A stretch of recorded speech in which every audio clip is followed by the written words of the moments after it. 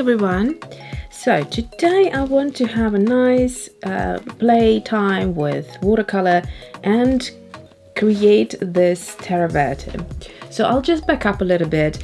A while ago I made a little video, this tutorial for this botanical, and I think it was a two-part where I was mixing the greens first, or mixing, trying out certain mixtures, and then the actual painting. So I'll try to link it up here for you. But during that video, I came across the Terre Verte color, and to be precise, I really have noticed this color here. So it's the perfect chartreuse. I love chartreuse, and this is like a more of a typical chartreuse I'd go for. But the reason this chartreuse has caught my eye is because it's so textural. You can see these beautiful speckles coming through, and they are created by Terre Verte. Now I started looking into it, and Terre Verte I didn't have as a color across all of my watercolors, so I couldn't use it out of a tube or a pan. However, the good thing is it's actually a made-up color out of two pigments, and so today I will try to mix my own Terre Verte. Once I have done that, I then will mix it with lemon yellow. So here Windsor lemon is used, but basically it's any lemon yellow that you have to achieve the end result of this beautiful speckled chartreuse. So it comes from this book, the 3000 color mixing recipes by Julie Collins, and I have talked a little bit more about this book in the video that I promised to link, but also I have a book review separately for this book, so I'll try to link that up as well. Okay, also, while I was searching and checking all of my watercolors to find out whether I had a Terre Verte, I realized that kind of these two colors looked, if you mix them together, they might look visually similar to Terre Verte. Pigment wise, they wouldn't be the same thing, so I'll try to find the exact pigments that go into Terre Verte, and I'll talk you through the process. But just based on color, because these both are earth pigments by Roman Szmal, and they are the colors 501 and 701, malachite and vivianite, blue ochre. Super interesting, and they're quite pale, but they're lovely colors. So I will try to attempt to mix something that sort of resembles this color. Don't know if it will come out or not, but just looking at it, this is kind of the vibe it gives me. I think you may need some touch of something else, like another green, but let's try that just to start off with. And that is what we're going to be doing today. So it might be a long video, it might be a two-part, it might be a one-part, I don't know yet. I can't look into future, can you? So yeah, let's see how we get on. To save a little bit of time, I have gone ahead and stamped all of these compartments and sections for us to work in. So this is totally optional, but I find it helps to have a more organized page. You can obviously skip this part and just do your own swatches, which is, as much fun. But if you like that sort of organized kind of almost scientific look at watercolor swatches, then I think this works quite well. So I use my own, and I'll just show you my stamp set. So this is from the Color Theory, and it's this bit right here. You can stamp it as I stamped it, or you can also rotate it. You can connect them. There is, I think there should be a bunch of videos of how to use these. So here I'm giving you a different orientation, so horizontal and vertical. And yes, so you can also actually get more of them this way. if you wanted to, and then there's still some space to write colors around them as well. Now, the ink of choice for this, as I always say, but I'll do it again just in case you're new, is my Tim Holtz Distress ink in Tattered Rose. That's it. I don't really stamp with black ink just because of, you know, the visual. I prefer something quite nude and something that is just here to help me rather than to look like it's been stamped. But again, you know, do what you prefer. This is just my own style, my own kind of preference, but you do you. The other stamp set that I have in line with watercolors is a Swatch Joy stamp set. So if you're interested, pop by Etsy Alyona Creates if you wanted to check them out. They should be still in stock. They are selling daily, so I don't know how many will be left, but just to let you know. Okay, so now that I've done this, the first thing I'm going to do is actually do the Roman Szmal, as I mentioned before. So I'm going to mix these two colors, see if basically I get to that Terre Verte. And just to remind ourselves what the Terre Verte looks like, it's this color. So it probably isn't going to be that. I think what we could mix with those two colors is closer to this color rather than this, but we'll see. We'll see. So let's see. So we've got the malachite and the Viviante right next to it. So these two colors. I'm going to grab a palette for mixing. Woohoo! I have a clean one, which doesn't happen very often. So that's fantastic. Okay, I'm going to move my teacup because quite often if there's a teacup next to the water cup, chances are the brush will be dipped into the teacup. Okay.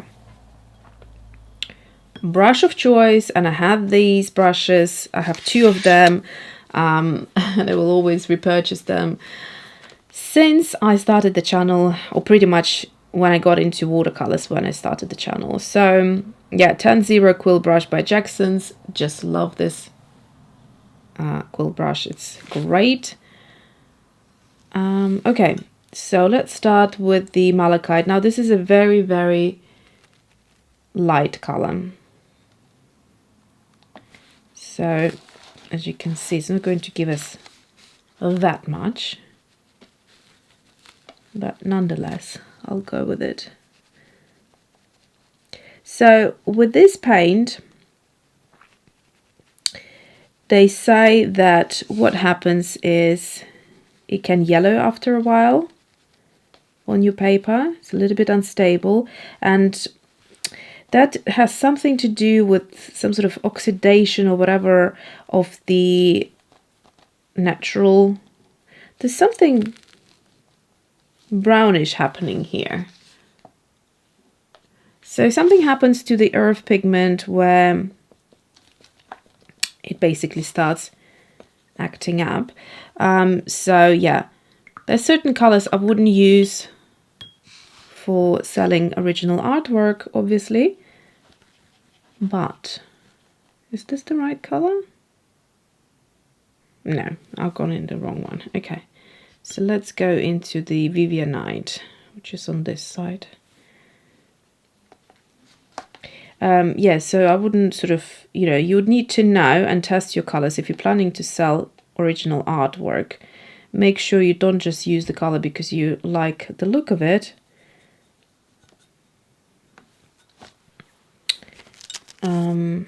So just going to put that roughly in the middle.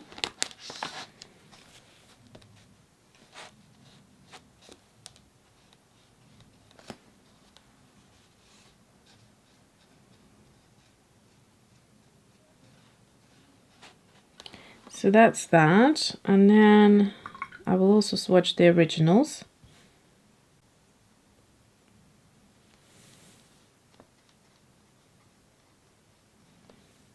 And I can tell you it's not the right color.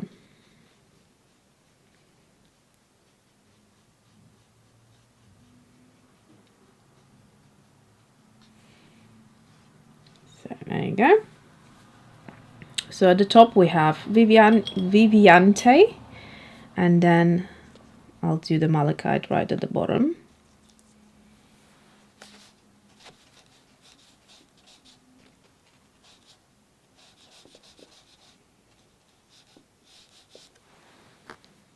There we go. And then you can add a little bit more of one color.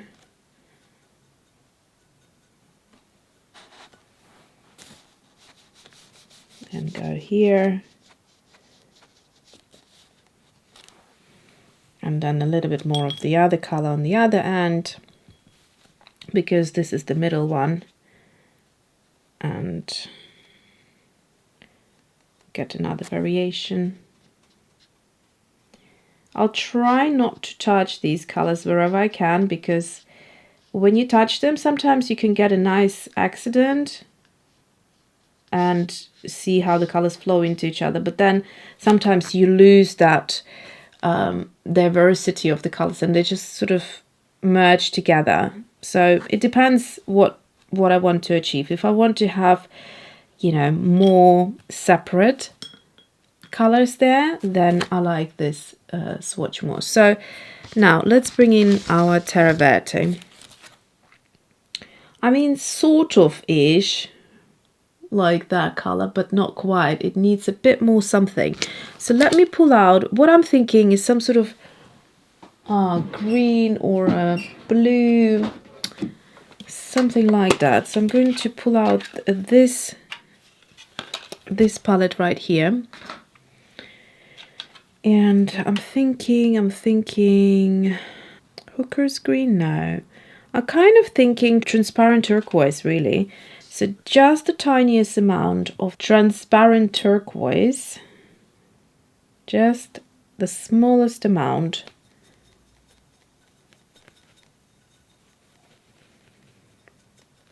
So that actually works. Kind of. And then back into Vivianite. Yeah.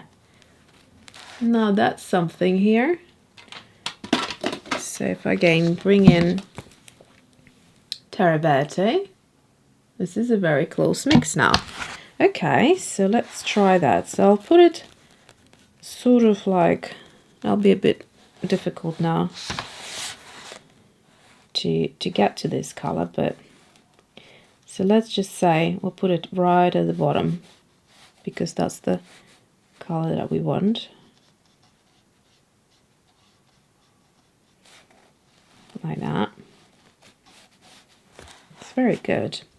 And then here we'll swatch out the original. So for instance, what we first had, you can do in the amounts, so like writing your own recipes for mixes. So you could do the first one being the color that you used most of, for example. That way you would remember.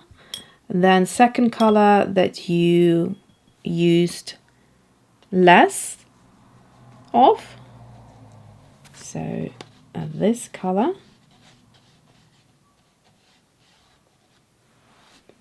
It's interesting what's happening to my malachite, because I haven't used it for a while, and like I said, there's this brown coming off. If we look at the original swatches, my malachite doesn't look that yellow. It looks greener. So I wonder what is happening with it. Okay, and then lastly, because I used that transparent turquoise, I'm going to also add it here. We only need just the tiniest amount. And that would be our recipe. So here we go. 3 of those gave us this lovely variety. So I'm going to try and maybe mix another, maybe stronger mix of this color, or a different variety of it. So just going to amplify the mix and see what we get. So here's, for example, a more turquoisey mix. And then that, I'll try not to touch. So this is a really lovely color here. And I'm expecting loads of fabulous granulation. There we go.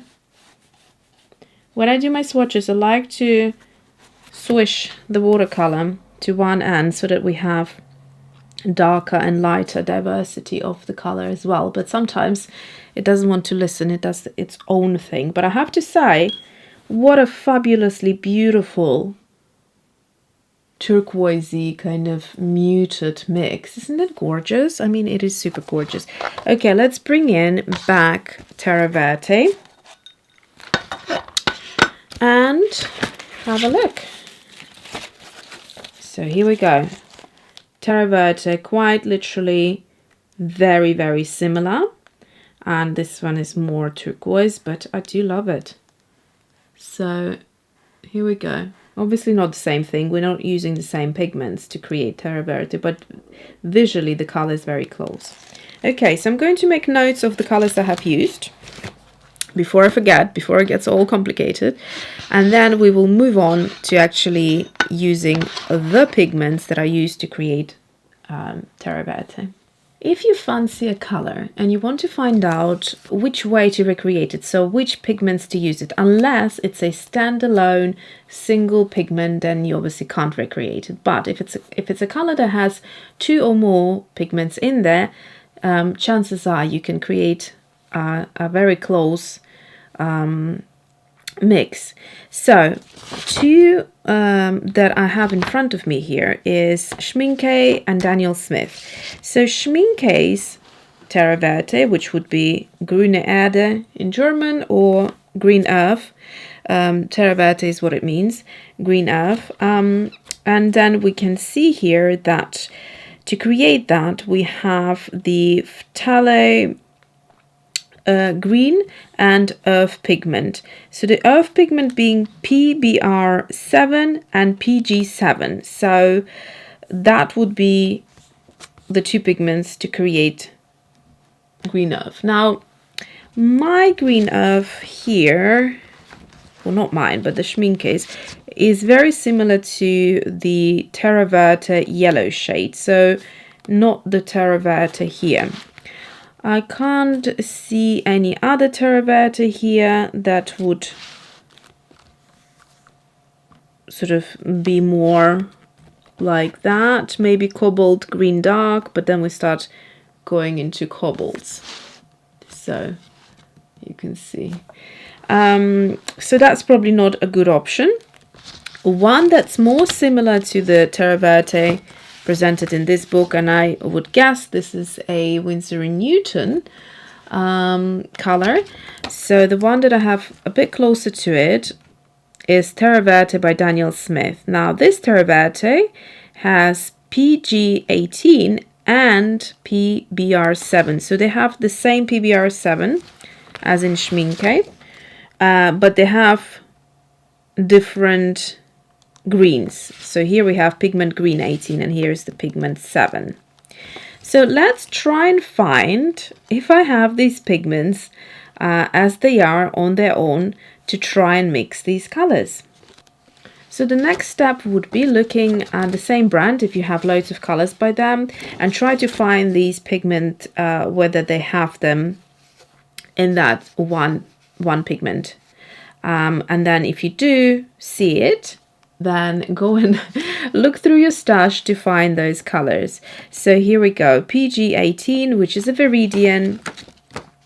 So we only need to find the PBR7. And once I've done that, I will also look across other brands and just put a little stash together of whatever I can find, and then we'll meet up and do the swatches.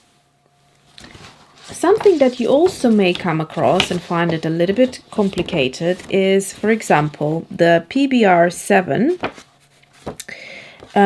If you look here, we have got PBR7 for raw amber, and you think, oh, perfect.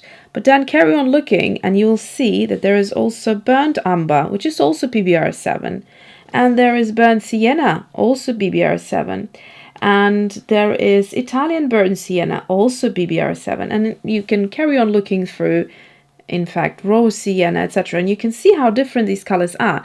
Now, obviously, it's the same pigment, but the way it's treated and burned, in effect, is how you get from that color down to this end. So keep that in mind, that your PBR7 might be at a different stage of burning or of treatment than what has been used in that particular color. So that's why you need to experiment with all of the colors that you have, all the different ranges, and see and figure out which one it was that was used. So it's a little bit tricky, not that straightforward, and this is why people simply prefer to buy things out of tube, which are ready, mixed. They don't need to, sit there and spend time trying to figure out how to mix that perfect Terre Verte. But there's also a very significant importance in doing that, because you learn how to mix colors, you get a better feel for them, and you might discover a few mixes which you really, really love. Okay, I'll carry on looking for my PBR7. I have gone through my stash and found two very good matches, which are the PG18, and that's Viridian, and then also PBR7, which could be a multitude, like I explained before. But for Schmincke, I have Viridian, and then I have burnt umber that I can use as a PBR7. So this one. They also have another PBR7 which I don't have, and that would be this one here. So it's one of the newer colors, the green umber. So both of them are PBR7 right here, and you can see also obviously quite different, and for a good reason it's called green umber, because it definitely has a bit of green hue to it. Okay, for Daniel Smith I have chosen Viridian, and the only PBR7 that I own is burnt sienna. I have also picked kind of miscellaneous colors. Now these are a bit under question mark by Daniel Smith, so these are the Primatech, so we don't really know what's inside there, but they're very, very kind of similar-ish, or within the same family color group. So I'll try to mix with those, and I'm pretty sure I already done some mixes with Viridian and I really loved them. I think I done Sedona Genuine, might have done the Mami Bauxite as well, but we'll do it today anyway, just to have it as a reference on one page. And then similarly to earth pigments, however, this one I believe to be a true earth pigment, as so there is a NBR, so that's natural brown, and it's called maroon brown. If I'm not mistaken, yes, it is from the newer colors. It's right here. It's got a lovely granulation to it as well. All of them, in fact, do. And so I think that would be a great kind of substitute, just to see how different the mixes would come out. And what else? Oh yeah, a couple of colors that I think I want to try just experimenting with. Again by Roman Szmal. So they have the cobalt turquoise, and I think I want to mix it with the hematite, which is a violet shade. So this is a very beautiful, interesting color, which sort of changes into different colors, and we can do that with. Yeah, so I think that will be enough for today. And let's start with the mixes. So I think I'm going to do Schmincke first, then move on to Daniel Smith, and we'll carry on. Okay, as reference, I have this color right here, but I put it to the side because I don't want to splash watercolor onto my beautiful little book here. And let's start with Schmincke. So, Viridian. Gorgeous color. I have used it many times before and mixed with it here, so I've got loads of videos, and because it's granulating, it definitely provides a lot of interest in mixes. Okay, so burnt umber, is right here. So I'm going to load up this color right here. Schmincke is just so beautiful to work with, straight out of pans. It's so easy. And yeah, look at the intensity of the color. Isn't that gorgeous? So I think that should be enough for now. What I will do is just take some of this color right here. And in fact, I should have swatched them anyway. Let me mix up the Viridian.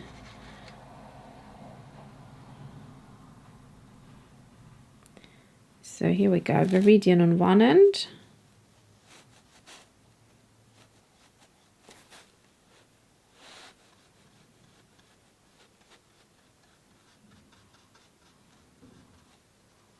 I'll try to do a gradient like so. And then let's do, what was it? Burnt umber on the other end.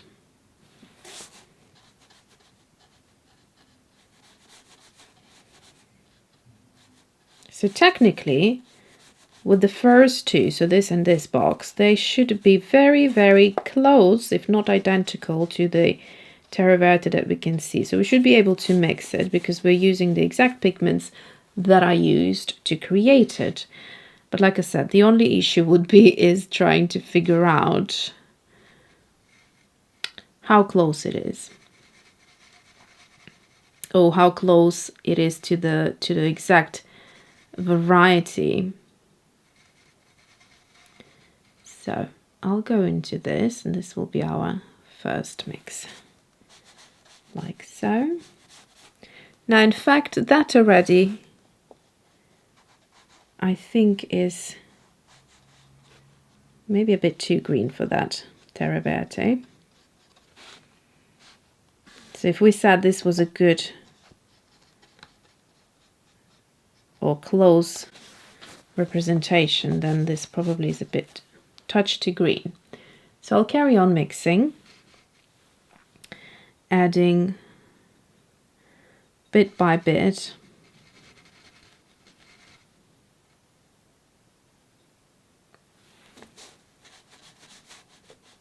I think now this is quite close to that Terre Verte.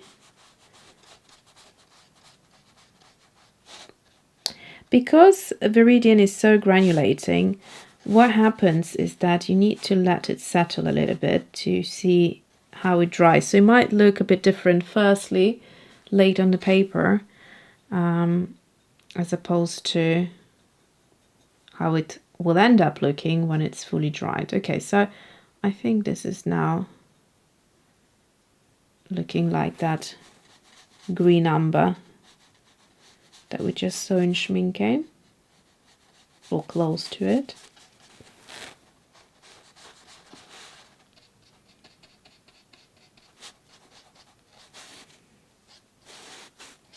So I think we want to end up with the Terre Verte mixes right in the middle, and then have a greener version and a browner version below. And so I think this is how we're going to go about it. Isn't it exciting? I find it super exciting. Where is my Terre Verte? So here we go. Oh, let's see if I can flip it like that. So is this close enough? I think it's not identical, but it's close enough. I think it's closer than this one. What do you think? Let's let them dry. Let them mingle. Okay, I'm going to prepare my palette for the next load, and let's see what happens.